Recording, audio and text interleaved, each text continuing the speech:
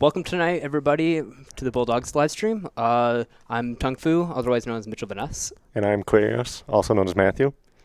And currently tonight, the Crimson Bulldogs will be playing University of Minnesota, Twin Cities. If you're interested in joining the esports club, we have our website, it's ferrisesports.club, and you can join our Discord or look at our other social media such as Facebook, Twitter, and everything else. We're more active on Discord, so I would go join there and everything.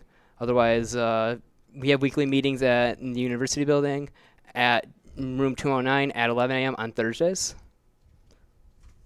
Oh, and I believe University of Minnesota's SR is 233. Am I wrong on that? And FSU is 3,800. And we should be rolling up right about now with the player intros.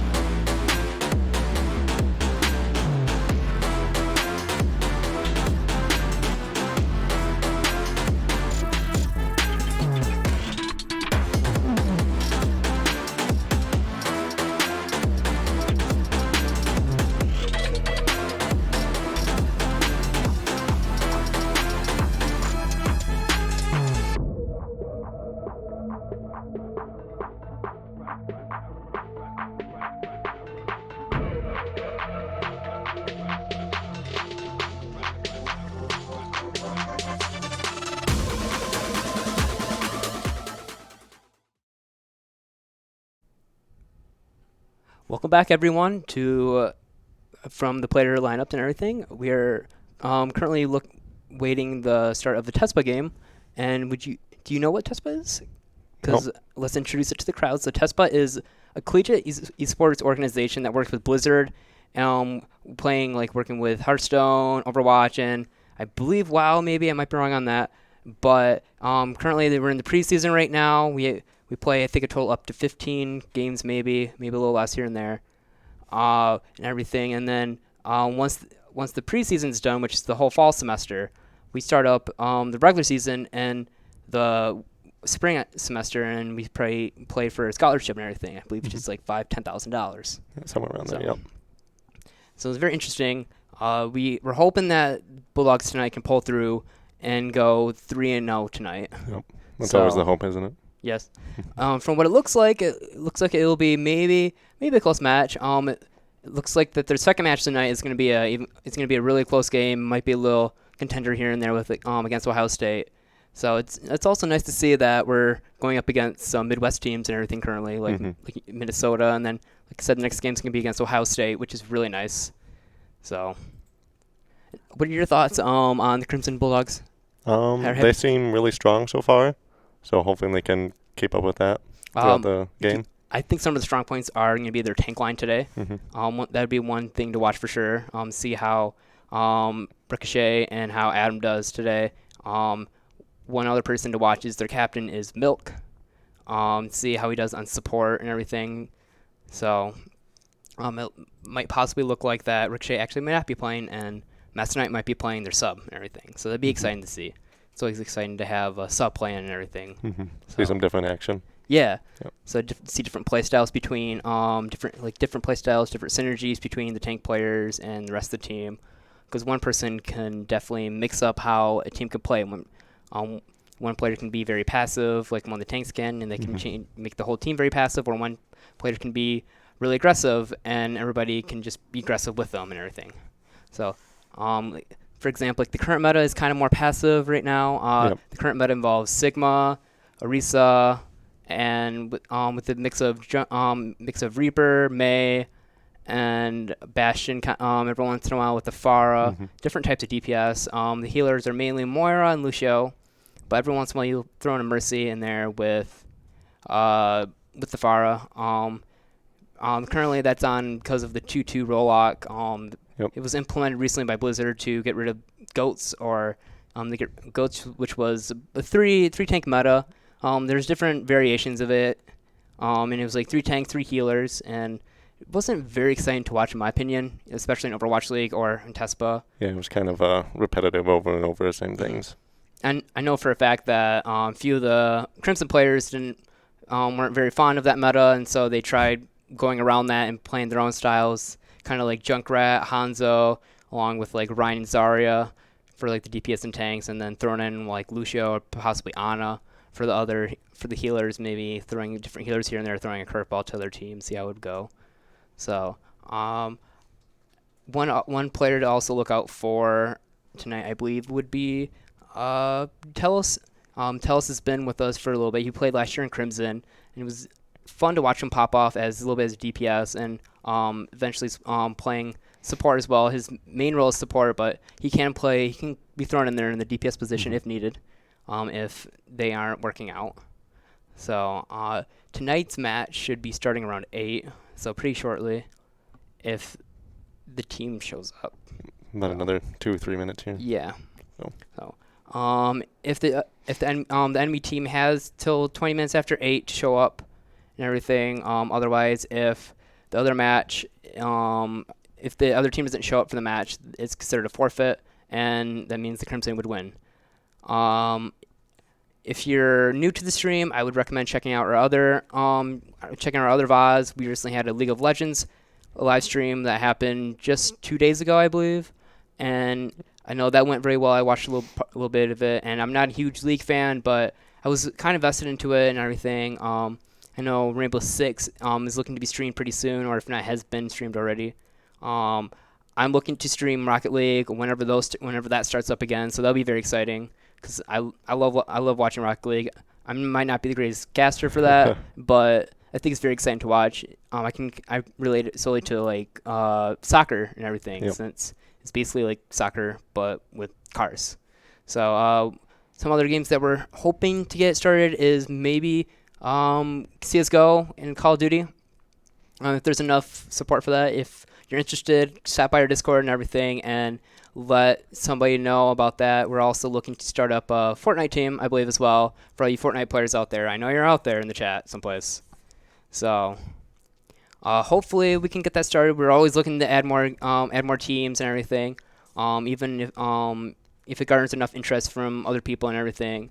So I know at one point we had enough people potentially for a CS:GO roster, but due to some complications for like scheduling and everything for people, they weren't able to make it.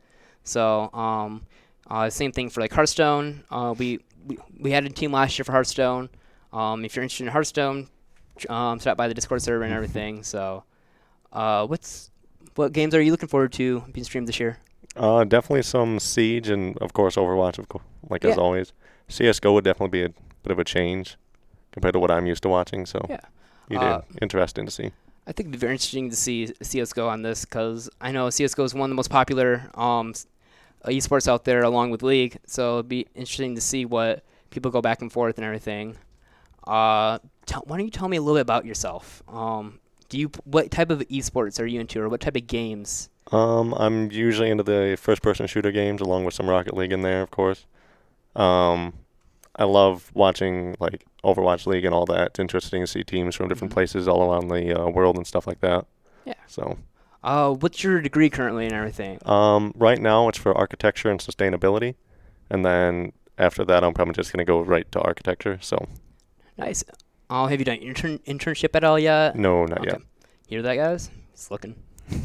I'm currently going for my CIS degree, Computer Information Systems. I play on the Overwatch Gold team, the other Overwatch team, and everything. We played a few Sundays ago against the Grand Valley. Go check out that stream and everything. It was a very exciting match between the Crimson versus Grand Valley's A team and Grand Valley's B team versus the Gold team.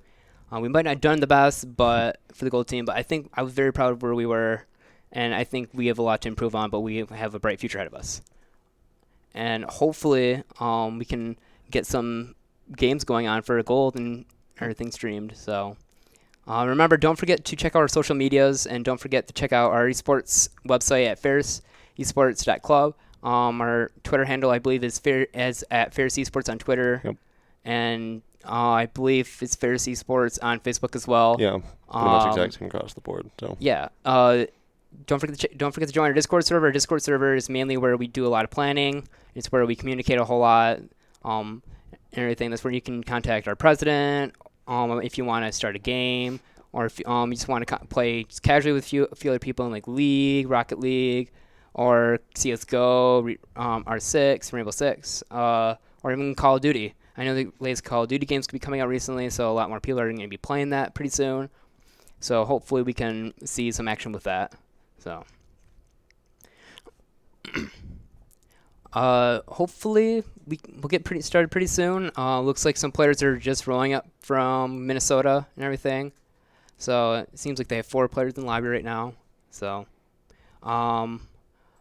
hopefully it'll be interesting to see where the varsity team for Overwatch team goes. I don't know if many people on the stream know, but Overwatch has the varsity team competing in I think the Swiss second chance Swiss bracket, which is happening on Saturdays. If you want to check that out, that was streamed not on this channel, but on Milk's channel or on Bryce's channel as well.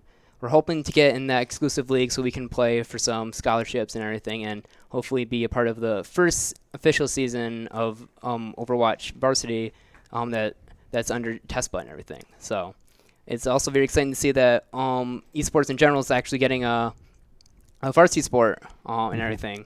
So I think that's a step towards in the right direction for esports esports growth and everything.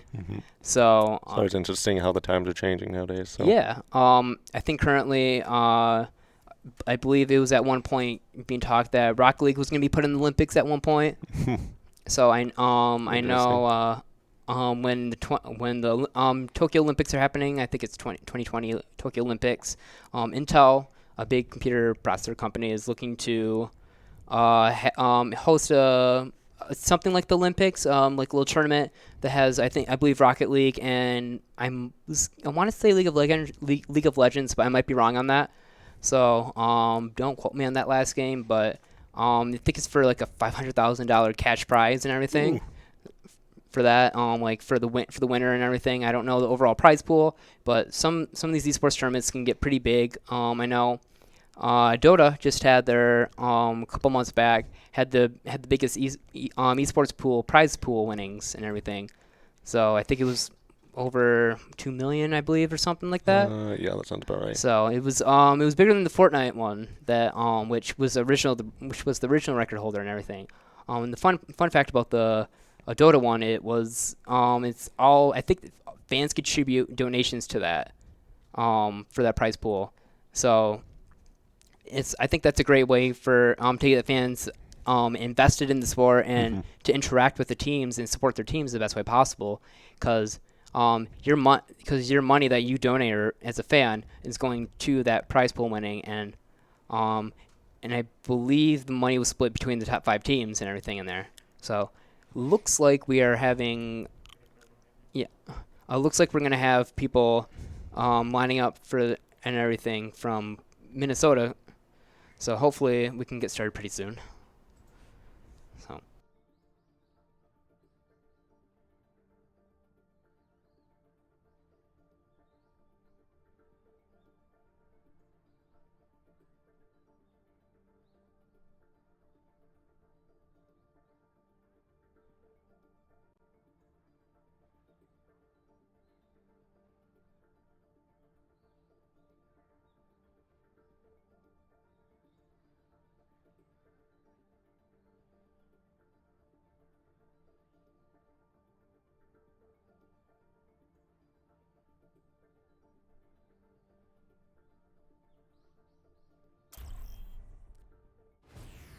Now arrive.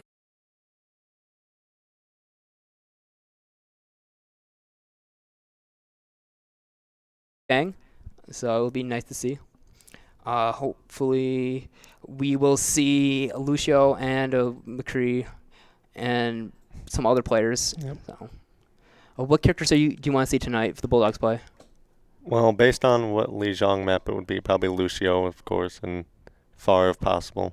The Far player, I believe, on the Crimson team would be Carmel Man, since he's been picking that up, even though he's not really a projectile type player, but he's more of a DPS player. Hopefully we can see him play that tonight if possible. So I think it'll be very interesting to see. It looks like they're trying to run the Symmetra. There's a strat with this where you want to teleport from the spawn straight to up ahead to get the like the distance advantage and everything. So hopefully we can see that from there. Otherwise, they might be running the Bastion strat with this, but it doesn't look like that's going to be the case. They're going to be running the Mei. So Round 1. Capture objective. it looks like they're actually staying on the Symmetra, which is a very interesting choice. I haven't really seen Symmetra play in this meta. I've seen them run kind of in this meta, but usually it's with the Bastion in this type of meta, and usually with the Bastion is usually ran with double shields and everything with the Sigma and Orisa, but that's not the case right now. They're running Ryan Zarya, which is very interesting. Fast way to point with the Symmetra. One thing about Zarya and Ryan is that they have really good synergy right now, and as you can see from that battle and everything, Adam was just able to melt down everybody along with Symmetra because they both have similar beams, but the more energy she takes, the more damage output she takes. Minnesota's got to watch out for the Zarya on that one. That was a very nice wall by Carmel Man. Hopefully the Bulldogs would take advantage, but it does not look like that will be the case. Looks like Minnesota's playing a little passive right now because they want to wait for their team to group up and everything. And hopefully the Bulldogs can take advantage of this and be more aggressive and wall somebody off and go on top of them. Looks like the wall is coming out from Symmetra, from Carmel Man and Symmetra. The giant wall spreads across the whole map, so that allows them to take advantage of that and bob and weave in and out of that wall. So as you can see from that team fight right there. So. Right now, currently Minnesota is teaming up and going back to their respawning currently, and hopefully the Bulldogs can take advantage of this and circle in on them.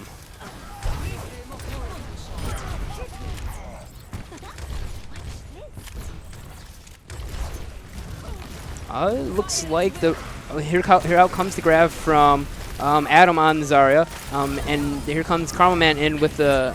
Sorry, my fault. I've been saying that Carmel Man's been playing the Mei. It looks like Bry's been playing that, which is very interesting. Bry, I know recently has been practicing that, so we'll see how he does on that. That was a fantastic team win fight from the Bulldogs and everything.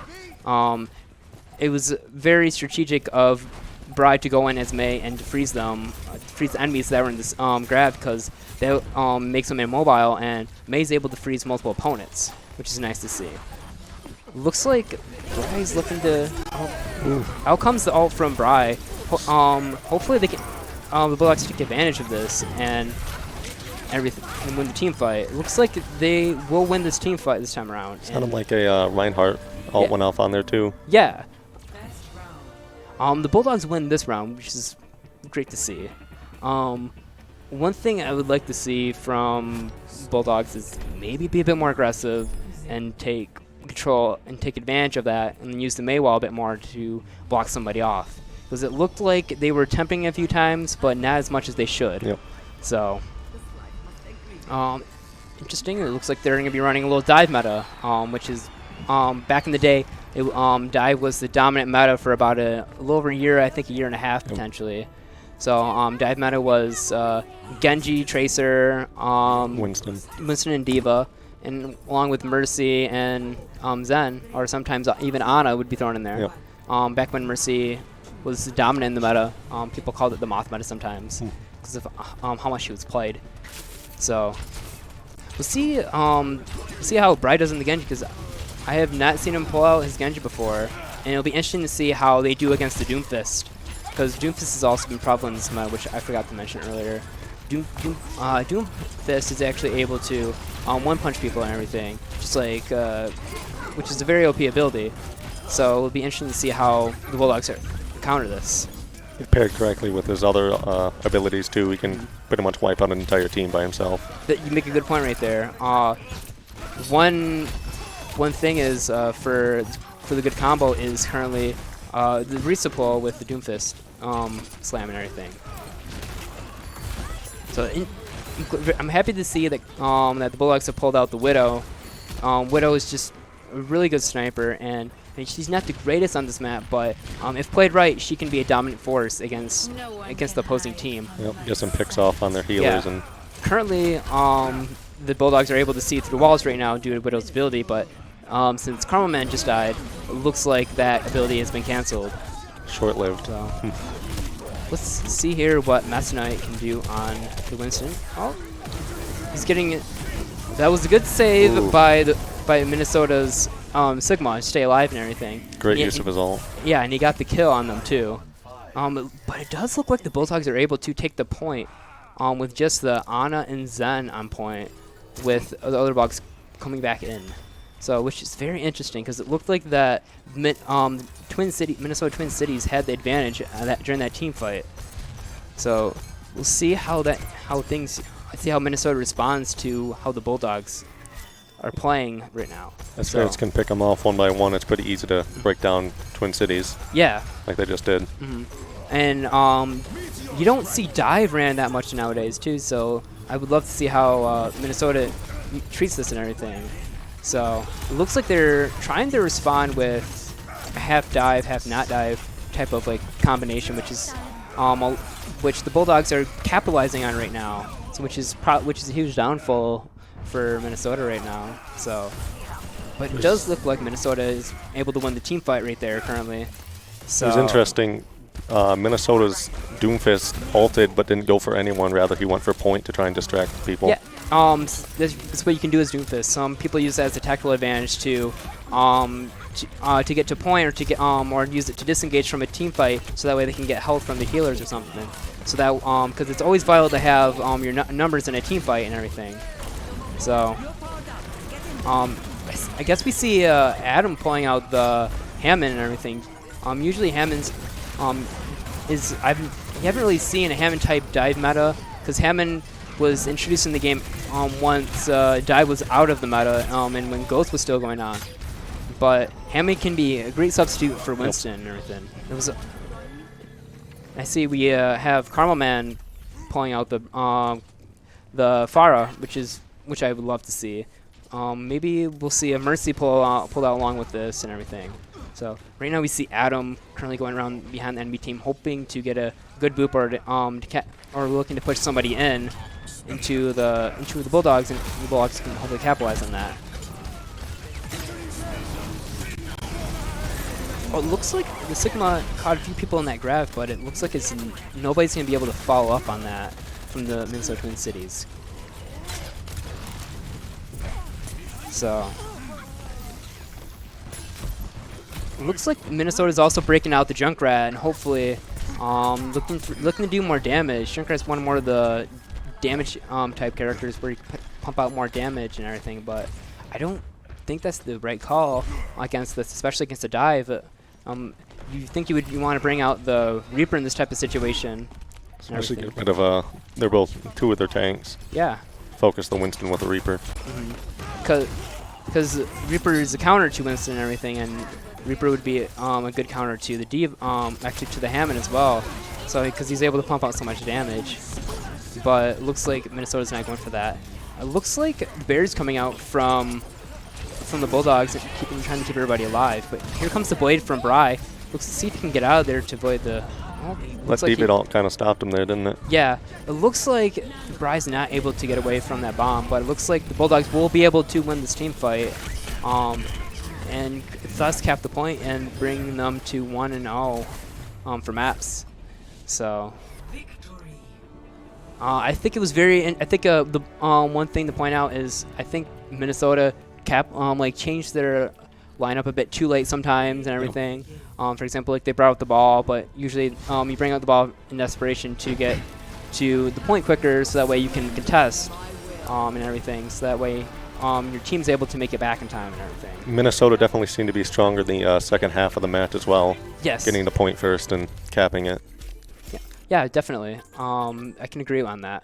So hopefully we'll see what map comes next and everything. Maybe we'll see if the Bulldogs will be better, pull out even like different strats than what we're used to. That's non-meta strats against Minnesota. So and we'll see how Minnesota responds. Be interesting to see if Minnesota can call the right characters to counter and everything. It looks like Minnesota didn't really pull out a hit scan also to deal with the fire and everything. I mean, the only person that was able to deal with that was potentially the Diva. And so even with like the Diva can only has her boosters on and cooldown for a certain amount of time. I believe it's like for 5 seconds. So and she can only put out so much damage, whereas the Fire is just constantly in the air, constantly. And the Fire is able to boop the Diva away, so that way the Diva's not able to do damage to her. So we'll see how this goes. I would like to see Minnesota potentially bringing out the a McCree or a Soldier, see if they do that. But if that were to happen, I would like to see maybe the Bulldogs pull out their own McCree. I would love to see Carl Man back on McCree because that's his main and everything, and he loves to play McCree, and he's a really good McCree. So, is there any other characters you would like to see this played time around by the Bulldogs or by Minnesota? Well, with it being Kings Row, on defense, definitely some Widow to try and get some picks off from the back on either side, defense or attack. Definitely be an interesting play to see by either team. Yeah. Kings Row is known specifically for running Ryan Zarya, just like how Li Jiang is kind of. You can but the nice part about Kings Row is you can also run other strats. Dive was also ran on here. Ghost was used to be ran on here, even but now you can't run Ghost anymore. Be interesting to see what the Bulldogs pull out. It does look like Ricochet is going to be on the Doomfist. On the Genji this time around. So. It's very interesting because Ricochet's usually our main tank player and everything, but this time around, so see how he does. Just switching it up slightly to get a different perspective for him, I guess. Yeah. It's always nice to have a nice perspective and everything when playing different roles and everything, so mix things up. So it looks like the Bulldogs are willing to try out different stuff and take risks. We'll see if this risk pays off. So it looks like we are also running the Zarya, Rhine, and Ashe as well. Milk on the Ashe, which is very, very interesting to see, especially without a Mercy. Usually you have the Mercy to power boost the Ashe, so that way you can get more damage out of that. But it looks like Minnesota's back running Sigma and I believe Ball again, Hammond. So which is a very interesting combo. Usually you can use the Hammond to go in and boot people, and then your whole team can dive on top of them. But it looks like Minnesota is able to push up a little bit. It looks like they're also able to put out enough damage with the Junkrat trap. Junkrat damage and everything. But it looks like the Twin Cities will have to back up just a tiny bit because their only shield right now currently is Sigma. And Sigma's shield only has about 1,500 health. So. And now they're down both tanks as well. Yeah. There's a Tracer in the back line trying to kill the supports. But it looks like the Twin Cities are not able to capitalize on that, and it looks like they have to back off and regroup. So it'll be interesting to see how the Bulldogs counter this Tracer and everything. They have Tracer's more of a mobile character that you can use to get around people. So around the enemy team and everything. And it looks like the Tracer is just trying to bully the back line and everything.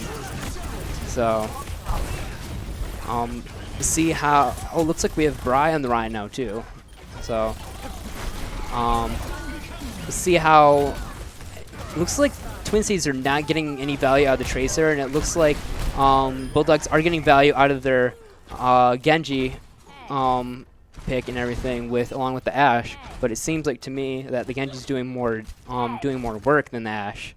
So Ashe can definitely be a strong character. Yeah. She's usually, it seems Ferris is using them more for backline and trying to pick people off, kind of like Widow would be doing in this situation.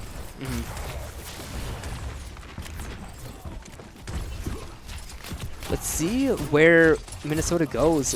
It seems like they're trying to go around the right side into the building and use that building as cover, potentially. So it's very interesting to see a Hammond with the team because Hammond is more of a mobile character, and Hammond can go around and knock the enemy team again into your team. But it looks like Carlman's down on the Zenyatta, but it looks like Ferris is still able to win the team fight and everything. So And it looks like Ricochet's almost building up another Dragon Blade again. So we'll see what he does with it when the time comes around. Ferris does a very good job of picking off Twin Cities as well. Yeah. Because they can just isolate them and get them off one by one. So there goes the Hammond Mine. See how Ferris goes right there. Out comes the grab from Telos. Looks like the Bulldogs are able to capitalize on it with Bry killing the Hammond. And does look like the dynamit's gone off, and looks like people are able to capitalize on it, especially Bob, which came out from Milk, who's on the Ash. That was a really nice stagger by Zarya currently right there, because that allows the Bulldogs to have more time, and it allows Minnesota to wait a little bit for the Junkrat to spawn again, which gives them less time to get to point. And here comes the Nano from the Ana, and here comes Ricochet with the Dragon Blade, getting 2. It looks like not getting the 3rd, but just getting fairly close. But it looks like the Sigma kills himself with his rock. It looks like he's going for the kill on the Moira, but he's just not able to get it. But it looks like the Bulldogs will be able to hold Minnesota back just enough to win this round. So there we go. So Round 1 goes to Ferris for this one. Yeah. See how this round usually goes. See how the next round actually goes for the Bulldogs. See what other heroes they like to pull out. I thought it was very interesting that they pulled out the Genji and everything, because Genji in double shield meta is not the greatest. But as you can see, that Minnesota wasn't running double shields and everything. They were running Ham and Sigma, and leaving their team with only a shield. And if the Bulldogs are able to capitalize on that and attack that shield, that leaves Minnesota vulnerable with no protection because their shield's down, and that allows the Bulldogs to jump in on the enemy team, which from what we just saw is what they were able to capitalize on. So Ferris has also got to watch out if they have another Sigma, because Sigma's shield is completely different than some of the other tanks. Yeah. Because you can recall it and send it back out multiple times in a row. Which is a very interesting concept for a tank player and everything, especially for a shield character. So which Sigma can actually use to his advantage if used right. You can use it to protect himself or protect his team. So this seems this time around Ferris is going to be running a Widow too to try and pick off some Twin Cities from the front line. Yeah, and I see they're also running the Doomfist, and it looks like they're going to be running the Ryan Zarya along with the Ana again, so which is going to be interesting. I believe along with the Zen. So it'll be interesting to see what see how the Bulldogs use the Doomfist, since Doomfist is more of a character that goes in alone and kills somebody and is able to get back out. It looks like Ricochet is able to kill the Moira, but is killed by the Zarya. So, but it looks like the Bulldogs are losing this fight with losing the Brig and the Reinhardt. So, very interesting choice with the Brig right there, since she's not being played in the current meta. So, but I guess the Bulldogs just want to try out different things, try different strats against the Minnesota. Brig can definitely be useful at times like this because she can stop other people's abilities and stuff like that. Yeah, agreed. If you can get her into the front line, she can be very powerful against some of their tanks. Agreed. It looks like the Bulldogs are able to kill the Sigma and are able to kill the. I guess take the round. I guess I couldn't find the words. Nope. I think that was a quick round. Since the Bulldogs have won their second match, it looks the Bulldogs take this round and take the victory against the Minnesota Twin Cities. Let's see this play of the game from Adam.